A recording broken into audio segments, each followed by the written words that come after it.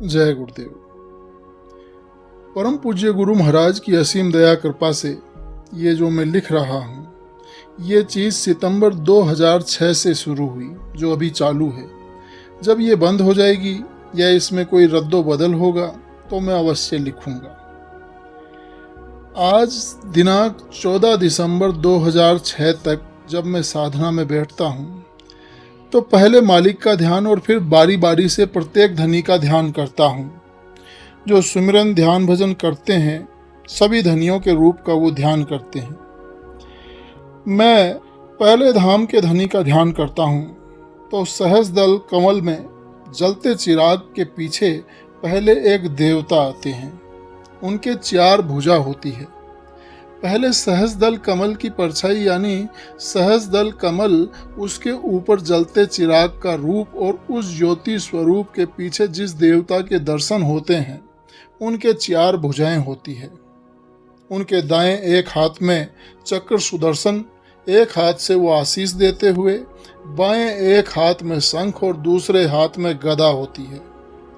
वो क्षण भर के लिए ज्योति स्वरूप के पीछे खड़े होते हैं। मेरी समझ से वो विष्णु भगवान हैं। इनके बाद फिर ब्रह्मा जी ज्योति स्वरूप के पीछे क्षण भर के लिए यानी 2, 3, 4 क्षण के लिए। फिर शिवजी महाराज बाएं हाथ में त्रिशूल लिए होते हैं और दाएं हाथ से आशीर्वाद देते हैं। ये भी ज्योति स्वरूप के पीछे कुछ क्षण खड़े होते हैं। फिर पार्वती जी शेर के साथ, उनके 4 हाथ होते हैं। दायां एक हाथ आशीष देने के लिए खड़ा होता है, एक में चक्र सुदर्शन और बाएं एक हाथ में शंख और एक हाथ में गदा होती है। वो भी कुछ क्षण ज्योति स्वरूप के पीछे खड़ी होकर हट जाती हैं। फिर सीता माता जी साधारण भेष में, वे भी कुछ क्षण ज्योति स्वरूप के पीछे खड़ी होकर हट जाती हैं। उनके बाद राम, फिर कृष्ण जी, फिर हनुमान जी गदा लिए सभी ज्योति स्वरूप के पीछे खड़े होते हैं और फिर हट जाते हैं। ये क्रम सितंबर 2006 से चला आ रहा है। उसके बाद जब मैं पहले धाम की माला फेरता हूँ तो सभी ये देवता ज्योति स्वरूप के पीछे एक लाइन में खड़े हो जाते हैं और मेरे ऊपर फूल फेंकते हैं और कहते हैं कि तुम भाग्यशाली हो जो हमारे परम पिता का ध्यान और पूजा करते हो। इस प्रकार से पूरी माला होने तक फूलों की वो वर्षा करते रहते हैं। मैं उनसे प्रार्थना करता हूँ कि आप मुझे मेरे घर जाने दें, मेरा रास्ता मत रोकना। तो वे कहते हैं कि हम खुश हैं, जाओ जाओ। 17 दिसंबर 2006 से नारद जी भी आ गए हैं।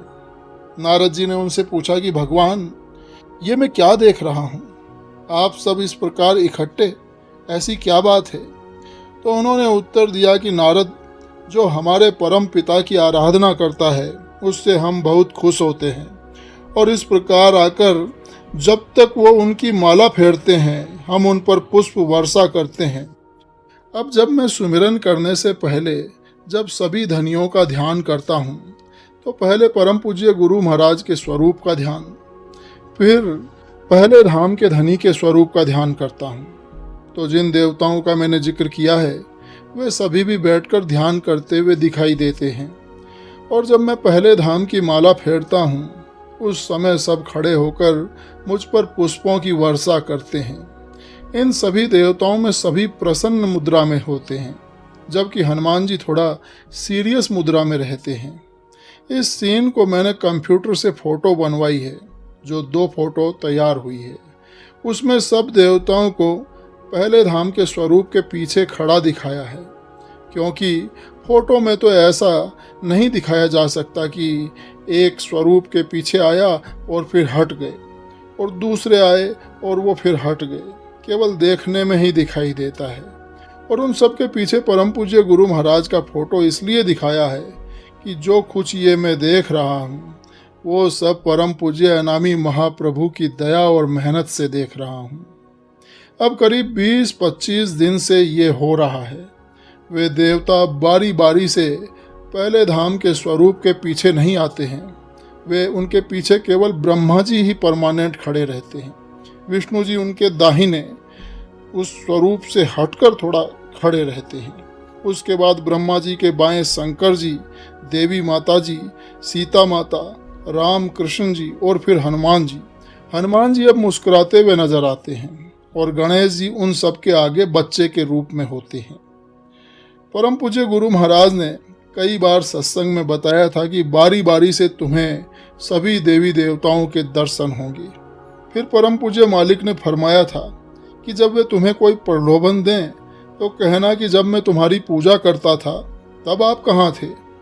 अभी तो इन देवताओं ने कोई प्रलोभन नहीं दिया है। हाँ, नामदान लेने से पहले जब मैं शंकर जी की पूजा किया करता था उस समय शंकर जी ने अवश्य रिद्धि सिद्धि दी थी, जिनका मैंने एक सुई की नोक के बराबर भी इस्तेमाल नहीं किया। फिर कुछ महीनों के बाद मैंने ये कहकर वो रिद्धि सिद्धि लौटा दी कि हे भगवान, मुझे ये नहीं चाहिए, मुझे अपनी अटूट भक्ति देने की कृपा करें।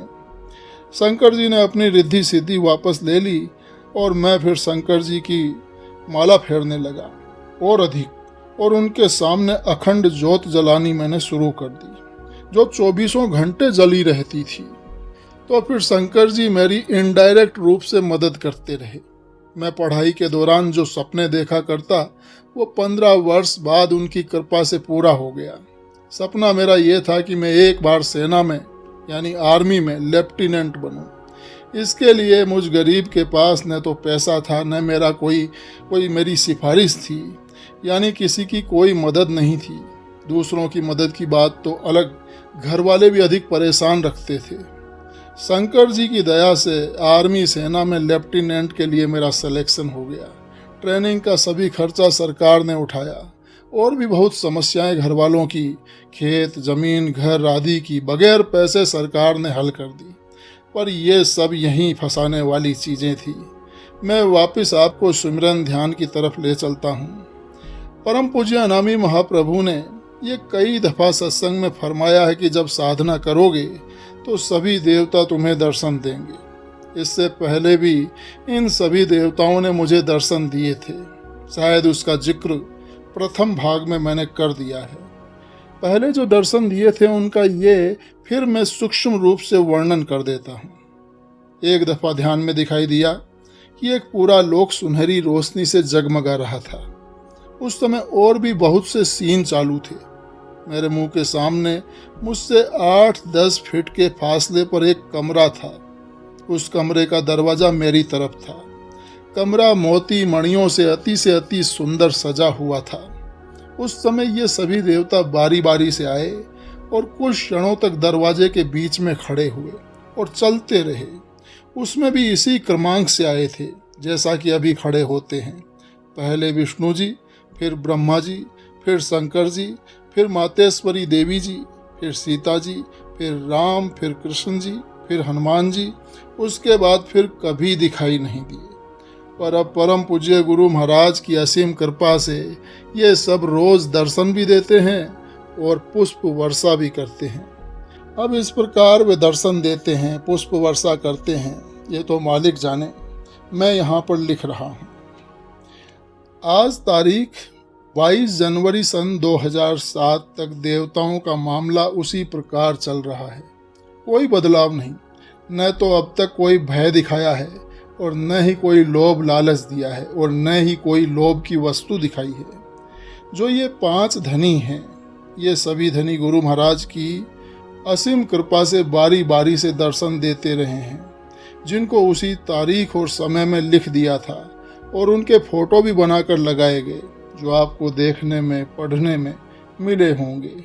इनके इस प्रकार दर्शन देने से मुझे ये फायदा होता है और हो रहा है कि जब इनके नाम की मैं माला फेरता हूँ, इनके नाम का सुमिरन करता हूँ, उस समय उनके रूप का ध्यान करने में मुझे बड़ी मदद मिलती है और सुमिरन बड़ा अच्छा होता है। और 35% पर मेरा मन इतना बखेड़ा करता है कि सुमिरन में बड़ा भारी विघ्न हो जाता है। फिर मन को समझाता भी हूँ और डांट फटकार भी लगाता हूँ। वैसे इन धनियों की बड़ी दया रहती है। मालिक की दया तो सर्वोपरि है ही, उनकी दया से तो ये सब हो रहा है। जिन देवताओं का जिक्र किया है वो भी पहले धाम का जब मैं ध्यान करता हूँ या माला फेरता हूँ तो वो सभी पहले धाम के पीछे, उनके स्वरूप के पीछे खड़े तैयार मिलते हैं। मैं उनका भी बहुत बहुत आभारी हूँ। मेरे ऊपर पुष्प वर्षा करें, मालिक की दया है। मैं कोई भारी तपस्वी तो हूँ नहीं, मैं एक नीच निकृष्ट जीव हूँ। कभी कभी ये भी मालिक की दया होती है कि जब मैं मालिक का ध्यान करता हूँ उस समय मेरा शरीर सूक्ष्म रूप में मालिक के चरणों में अपना मस्तक रखता है। ये कुछ क्षणों के लिए होता है और साफ दिखाई देता है। जो देवताओं के बारे में मैंने लिखा है उनकी अमोलक यानी आज दिनांक 8 मई सन 2007 तक वही काम चला आ रहा है जो मैं यहाँ पर लिख चुका। अब भी जब मैं पहले धाम का नाम लेता हूँ, ध्यान करता हूँ, वे सब खड़े होकर पुष्पों की वर्षा करते हैं। आगे उन देवताओं के बारे में जो भी रद्दो बदल होगा मैं उसी तारीख में इस पृष्ठ पर लिख दूंगा, इसलिए ये पृष्ठ में खाली छोड़ा है। अभी कुछ समय से दोपहर के ध्यान भजन में अवश्य विघ्न पड़ गया है, पहले ऐसा नहीं था। 11 बजे दोपहर में भी मुझे कोई विघ्न नहीं पड़ा, बल्कि खूब ध्यान भजन बनता था और काफ़ी लोगों की सैर भी मैंने की, जिनका मैं पहले वर्णन कर चुका हूँ। मैं दोपहर के सुमिरन का अब उसे मैं सुबह ही कर लेता हूँ, यानी सुबह 2 बार सुमिरन करता हूँ। रात्रि में भी मुझे 11 बजे बाद साधना में कोई परेशानी न पहले थी न अब है। जिन देवताओं का मैंने जिक्र किया है, अब वो 20 मई 2007 से पहले धाम का ध्यान करते ही वे सभी देवता पहले बड़ी शीघ्रता से फूल फेंकते हैं और फिर हाथ जोड़कर खड़े हो जाते हैं। पहले नाम का जाप शुरू होने पर मेरा ध्यान ज्योति स्वरूप पर रहता है और सभी देवता आलोप हो जाते थे। अब तारीख 25 मई से सभी देवता आलोप हो गए हैं। अब पहले धाम का ध्यान करने पर कोई भी देवता दिखाई नहीं देते हैं। इन देवताओं ने सितंबर 2006 से बराबर चारों समय, सुबह, दोपहर, शाम और रात्रि में ये बराबर मुझे दर्शन देते रहे। जब भी पहले नाम की माला चलती थी, अब 25 मई 2007 से ये सभी आलोप हैं, यानी 8 महीने 20 दिन तक ऊपर लिखे देवताओं ने चारों समय बराबर पहले नाम की माला होने तक, उस माला के पूरी होने तक ये सब मुझे बराबर दर्शन देते रहते थे। अब तारीख 25 मई 2007 से लेकर आज 19 सितंबर 2007 तक अब ये कभी दर्शन नहीं दिए। 14 दिसंबर 2006 से लेकर 29 दिसंबर 2006 की शाम तक ध्यान में सुबह, दोपहर, शाम और रात्रि में भरसक प्रयत्न करने के बाद भी कुछ भी दिखाई नहीं दिया। परम पूज्य अनामी महाप्रभु की असीम कृपा से 30 दिसंबर की रात्रि में सुमिरन शुरू करते ही दिखाई देने लगा कि एक बहुत विशाल वन है। उसमें बगैर हरियाली के बहुत लंबे लंबे विशाल पेड़ हैं, जिनकी लंबाई का कोई पता नहीं चल रहा था। उनमें छोटे पेड़ भी थे। जंगल प्योर रफ था, पत्थरों के छोटे छोटे टुकड़े थे। इन्हीं के क्षण क्षण में सीन बदल रहे थे। जंगल के बाद गांव दिखाई दिए। सभी गांव उजड़े हुए थे। किसी भी गांव में न कोई आदमी दिखाई दिया और न कोई जानवर, कोई भी जीव जंतु दिखाई नहीं दिया। गांवों के सीन भी क्षण क्षण में बदल रहे थे, पर सभी गांव और जंगल वो उजाड़नुमा थे। पूरे सुमिरन भर ये सब दिखाई देता रहा। फिर ध्यान भजन के समय भी यही सीन चालू रहे। वे उजाड़ के सीन क्षण क्षण में बदल रहे थे। मैं इन सीनों को रात के 10 बजे से लेकर रात के 12:30 बजे तक, यानी 2.5 घंटे तक लगातार देखता रहा। फिर सब सीन आलोप हो गए। मैं ये समझता हूँ, या इसका ये निष्कर्ष है कि निकट भविष्य में देश विदेश में भारी तबाही होगी। इसलिए परम पूज्य स्वामी जी महाराज ने भविष्य की तबाही का ये सीन दिखाया है। इससे पहले भी परम पूज्य स्वामी जी महाराज ने पहले भी तबाही के कई सीन वे दिखा चुके हैं, जिनका मैं पूर्व में वर्णन कर चुका हूँ। उन सीनों के बर्बादी के मंजर अलग अलग थे, जैसे कि आप पहले भाग और दूसरे भाग में पढ़ चुके हो। इन सीनों की फोटो भी मैं नहीं बना सकता।